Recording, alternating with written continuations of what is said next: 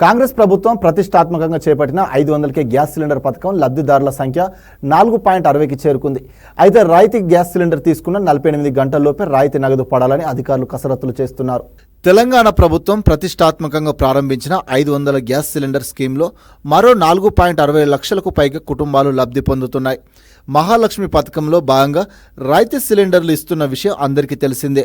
అయితే ఈ సంఖ్య తాజాగా 44,10,816 కుటుంబాలకు చేరింది. ఈ పథకాన్ని ఫిబ్రవరి 27న ప్రారంభించినప్పుడు 39,50,884 కుటుంబాలు లబ్ధి పొందాయి. ప్రజాపాలన కేంద్రాల్లో సవరణలకు అవకాశం ఇవ్వడంతో లబ్ధిదారుల సంఖ్య గణనీయంగా పెరిగింది. మహాలక్ష్మి పథకం కింద ఈ నెల 5 నాటికి రాష్ట్ర వ్యాప్తంగా 76.64 లక్షల సిలిండర్లకు ప్రభుత్వం రాయితీ విడుదల చేసినట్లు పౌర సరఫరాల శాఖ గణాంకాలు వెల్లడిస్తున్నాయి. గ్యాస్ వినియోగదారులకు 227.42 కోట్ల రాయితీని ప్రభుత్వం చెల్లించింది. తెలంగాణ వ్యాప్తంగా 1,20,39,994 గ్యాస్ కలెక్షన్లు ఉన్నాయి. రేషన్ కార్డులు ఉన్నవారు ఈ పథకానికి అర్హులు.